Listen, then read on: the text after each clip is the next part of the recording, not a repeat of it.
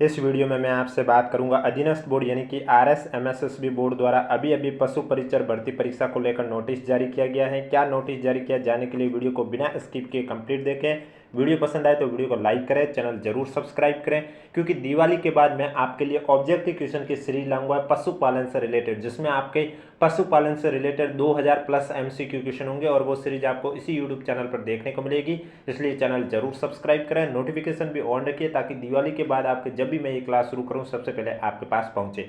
तो चलिए स्टार्ट करते हैं। क्या अभी अभी नोटिस जारी किया है पशु परिचर भर्ती परीक्षा को लेकर, आइए बात करते हैं। तो आप देख सकते हैं स्पष्ट रूप से लिखा हुआ है, राजस्थान कर्मचारी चयन बोर्ड जयपुर के विज्ञापन संख्या 7/2023 क्रमांक 2607 में दिनांक 6/10/2023 के द्वारा पशु परिचर सीधी भर्ती परीक्षा 2023 के लिए आवेदन पत्र आमंत्रित किए गए थे।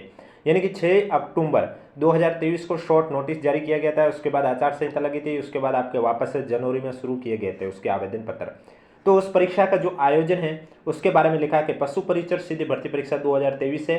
इस परीक्षा का आयोजन 1, 2 और 3 दिसंबर को किया जा रहा है। प्रत्येक दिन 2 शिफ्टों में किया जाएगा। इस तरह से आप देख सकते हो इस पेपर में आपके टोटल कितनी शिफ्ट हो रही है, 6 शिफ्ट हो रही है। 3 दिन पेपर आयोजित हो रहा है, 6 शिफ्ट हो रही है। तो आप देख सकते हैं 6 चरणों में यह परीक्षा आयोजित हो रही है। तो जो मॉर्निंग की शिफ्ट है उसका समय है 9 बजे से लेकर 12 बजे तक का, और जो इवनिंग की शिफ्ट है उसका समय है 2:30 बजे से लेकर 5:30 बजे तक।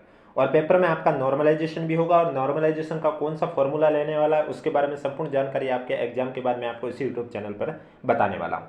तो आप देख सकते हैं आप मॉर्निंग की शिफ्ट 9 से 12 है और इवनिंग की शिफ्ट है वो 2:30 से 5:30 है। आगे और भी महत्वपूर्ण जानकारी दे रखी है, जैसे कि आप देख सकते हैं पॉइंट नंबर 1 में लिखा हुआ है कि आवेदक ये सुनिश्चित कर ले कि बोर्ड कार्यालय के उक्त विज्ञप्तियों के अनुसार निर्धारित पात्रता और शैक्षणिक योग्यता रखते हैं। यानी कि आप ये सुनिश्चित कर लीजिए एग्जाम देने से पहले कि इस भर्ती के लिए आपने फॉर्म भरा था तो उसके लिए जो निर्धारित पात्रता है और वो शैक्षणिक योग्यता जो भी है वो आप रखते हो। दूसरा, स्टूडेंट अपनी पहचान पत्र में फोटो यदि 3 वर्ष या उससे अधिक पुरानी है तो उसे अपडेट करा लिया जाना सुनिश्चित करें, ताकि परीक्षा आयोजन के समय परीक्षा प्रवेश पत्र में प्रिंट फोटो का मिलान आपके मूल पहचान पत्र में फोटो से हो सके तथा आपको प्रवेश के समय कोई कठिनाई ना हो। यानी कि यहाँ कहा गया है कि अपने पहचान पत्र में अगर आपका फोटो, यानी कि जैसे आप परीक्षा हॉल में प्रवेश पत्र के साथ और जो मूल पहचान पत्र लेके जाते हो, कोई आधार कार्ड लेके जाता है, कोई पैन कार्ड लेके जाता है, कोई ड्राइविंग लाइसेंस लेके जाता है, तो कोई मतदाता पहचान पत्र लेके जाता है, तो उसमें जो फोटो होती है वो आपकी 3 साल से अधिक पुरानी नहीं होनी चाहिए, या फिर इतनी भी पुरानी नहीं होनी चाहिए कि आपका पहचान करना मुश्किल हो जाए। इसलिए आप उस फोटो को अपडेट करा लीजिए, अन्यथा आपको परीक्षा केंद्र में प्रवेश की भी अनुमति नहीं दी जाएगी। नेक्स्ट पॉइंट पर लिखा हुआ है, परीक्षा के अंतर्गत प्रत्येक प्रश्न के आगे 5 विकल्प दिए जाएंगे, यानी कि गोले, जैसे कि आप सभी को मालूम है 5 गोले दिए जाएंगे। पहले 4 गोले ABCD उपयुक्त उत्तर से संबंधित है और 5वां गोला E है वो अनुत्तरित प्रश्न से संबंधित होगा। यानी कि पहले 4 गोले हैं, जैसे कि आप देख रहा होगा 2024 से हर भर्ती परीक्षा में अब आपको 5 ऑप्शन देखने को मिला है, तो इसको बताने की जरूरत नहीं, आप सभी को मालूम है।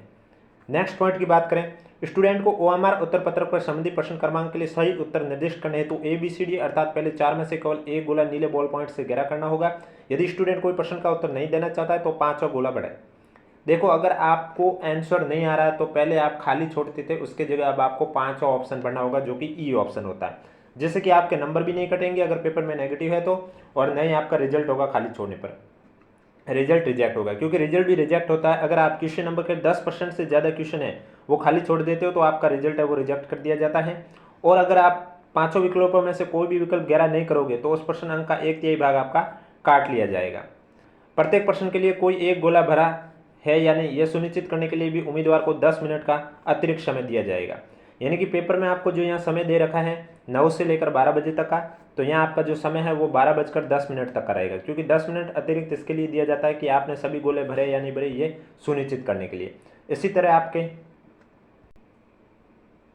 जो इवनिंग की शिफ्ट है 2:30 से लेकर 5:30 बजे तक, तो इसमें भी आपको जो समय दिया जाएगा वो 5:40 तक दिया जाएगा। 10 मिनट आपके 5वें ऑप्शन को लेकर अतिरिक्त दिया जाता है, यही पॉइंट में लिखा हुआ है। नेक्स्ट पॉइंट में लिखा हुआ है आपके उक्त परीक्षा के प्रोविजनल ई प्रवेश पत्र बोर्ड की वेबसाइट से डाउनलोड करने की दिनांक यथा समय सूचित कर दी जाएगी। यानी कि प्रवेश पत्र को लेकर इन्होंने बताया उसकी अलग से जानकारी दे दी जाएगी, और वो जानकारी जब भी दी जाएगी आपको इस यूट्यूब चैनल के माध्यम से बता दिया जाएगा। इसलिए अगर अभी तक आपने चैनल सब्सक्राइब नहीं किया तो चैनल जरूर सब्सक्राइब करें और नोटिफिकेशन भी ऑन रखिए, ताकि जब भी मैं नई लेटेस्ट अपडेट वीडियो लेके आऊँ तो सबसे पहले आपके पास पहुँचे। नेक्स्ट पॉइंट पर लिखा हुआ है परीक्षाओं के संबंध में विभिन्न सोशल मीडिया पर किए जा रहे भ्रामक प्रचार पर विश्वास न करें। बोर्ड द्वारा राज्य स्तरीय प्रतिष्ठित समाचार पत्रों में और बोर्ड की वेबसाइट पर प्रकाशित विज्ञप्ति द्वारा दी गई जानकारी को ही अधिकृत माने। यानी कि जो भ्रामक सोशल मीडिया पर प्रचार फैलते हैं उस पर विश्वास नहीं करना है। आपको अगर सही जानकारी जाननी है तो आप बोर्ड की वेबसाइट देखते रहिए या फिर आप प्रतिष्ठित समाचार पत्र हैं उनकी विज्ञप्ति देख सकते हो, वहां पर भी सूचना दी जाती है। और ये चेतावनी दे रखी है।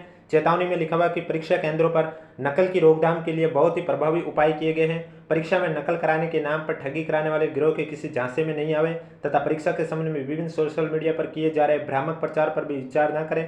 परीक्षा संचालन में किसी प्रकार से अनुचित साधनों का उपयोग या अनियमित गतिविधियों में संलिप्तता पाई जाती है तो उनके विरुद्ध राजस्थान सार्वजनिक परीक्षा अधिनियम 2022 और संशोधन अधिनियम 2023 के अनुसार 10 लाख से लेकर अधिकतम 10 करोड़ रुपए तक का दंड और 10 वर्ष से लेकर अधिकतम आजीवन कारावास तक की सजा के भी प्रावधान है, जिसके अंतर्गत कठोर दंडात्मक कानूनी कार्रवाई की जा सकती है तथा साथ ही ऐसे अभ्यर्थी को आगे परीक्षा देने से भी डीबार भी किया जा सकता है। इसलिए ऐसा काम ना करें। तो ये था अभी जो कि अधीनस्थ बोर्ड द्वारा पशु परिचर भर्ती परीक्षा के एग्जाम शेड्यूल को लेकर नोटिस जारी किया है और प्रवेश पत्र के बारे में इन्होंने बता दिया है कि अलग से जानकारी दे दी जाएगी और जब भी वो लेटेस्ट जानकारी दे दी जाएगी आपको इस यूट्यूब चैनल के माध्यम से बता दिया जाएगा। और दिवाली के बाद मैं आपके लिए ऑब्जेक्टिव क्वेश्चन की सीरीज लाऊंगा जिसमें आपके पशुपालन से रिलेटेड क्वेश्चन होंगे 2000 प्लस।